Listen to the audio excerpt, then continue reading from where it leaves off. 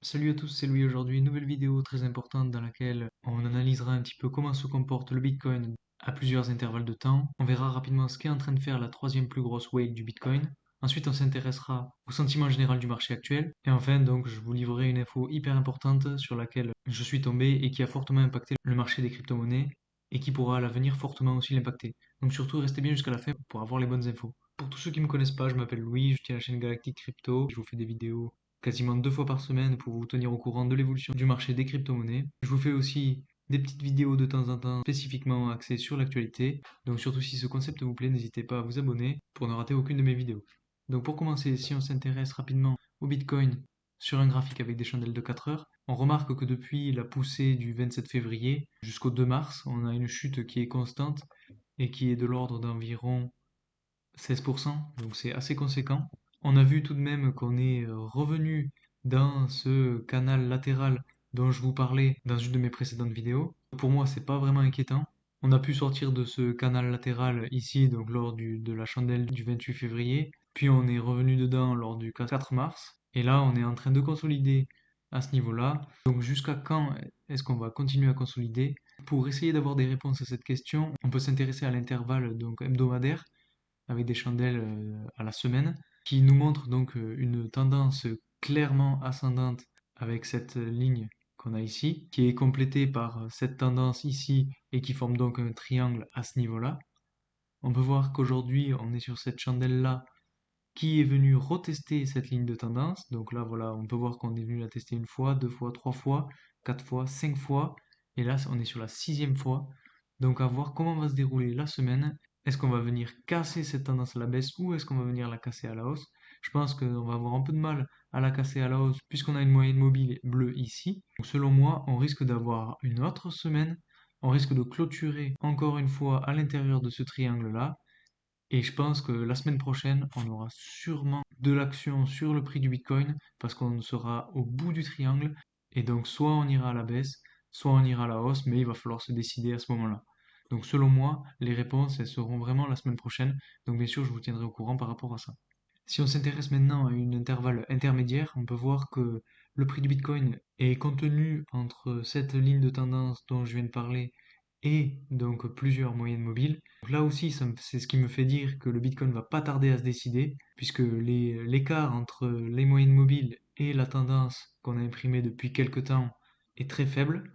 En plus de ça, si on s'intéresse maintenant au RSI, on peut voir que le RSI imprime lui aussi une tendance qui est plus haussière, et donc avec même un triangle qu'on peut tracer comme ceci à peu près. Donc on aurait quelque chose qui devrait se passer, je dirais, aux alentours de la mi-mars. Voilà, comme je vous le disais dans une de mes précédentes vidéos, ouais, je pense qu'on aura de l'action haussière ou baissière à la mi-mars.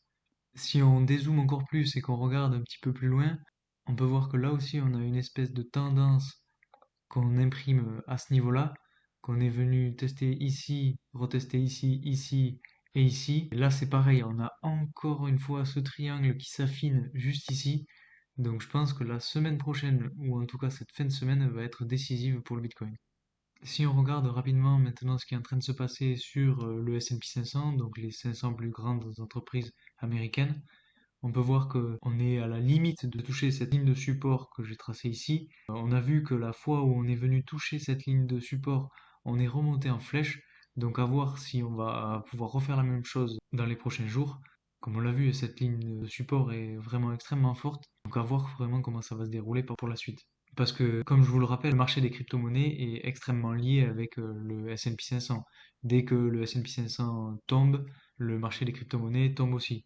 Donc les deux courbes sont étroitement liées, ce qui m'amène à dire que si le S&P 500 vient rebondir sur cette ligne de support, ça va correspondre à peu près à la fin du triangle qu'on a ici, et donc qui annoncera potentiellement un rebond énorme sur le prix du Bitcoin et sur toutes les autres crypto-monnaies. Ensuite, donc je voulais vous tenir au courant un petit peu sur ce que fait la troisième plus grosse whale du Bitcoin. On peut voir que depuis qu'elle avait vendu 1500 Bitcoins, elle a racheté donc le 7 mars 318 Bitcoins. C'est pas autant que ce qu'elle avait vendu, mais ça montre que les whales sont encore là, qu'elles sont pas encore sorties du marché. Et c'est ce qui pour moi est extrêmement important, puisque comme je vous le rappelle, ces whales ont tendance à contrôler le marché, on va dire, vu qu'elles ont énormément de Bitcoin, elles peuvent plus facilement influencer les marchés à la hausse ou à la baisse. Donc selon moi, c'est vraiment un indicateur à suivre de très près, surtout dans ces moments ultra décisifs que connaît le Bitcoin aujourd'hui. Ensuite, si on s'intéresse un petit peu au Fear and Greed Index, on peut voir que le Fear and Greed est retombé à 21. Donc il était passé à 50 lors du 28 février, lorsque le Bitcoin est remonté en flèche. Et là, depuis qu'on est revenu à des niveaux qui sont similaires à avant le 27 février, on retombe sur de l'extrême fear. Donc pour moi, je trouve que c'est plutôt bien pour le marché et pour les investisseurs, puisque ça laisse une opportunité aux investisseurs de rentrer dans le marché. Ça laisse aussi une opportunité aux nouveaux investisseurs de rentrer dans le marché. Pour moi, je pense que ça peut être l'occasion, surtout quand on voit que ce triangle est en train de se refermer. Donc ça peut être une énorme opportunité pour faire de gros gains, comme ça peut être une opportunité pour faire de grosses pertes. Donc je le souhaite pas bien sûr, mais c'est toujours une éventualité à prendre en compte.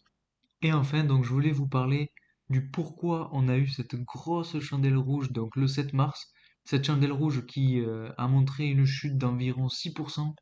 Donc c'est une énorme chute et en fait elle est due à cette nouvelle-là. Pour vous l'expliquer rapidement, c'est Joe Biden qui a demandé un rapport, enfin un ordre exécutif sur le futur de l'argent et du rôle des crypto-monnaies. Et donc suite à ce rapport, il compte instaurer plus de régulation sur le monde des crypto-monnaies.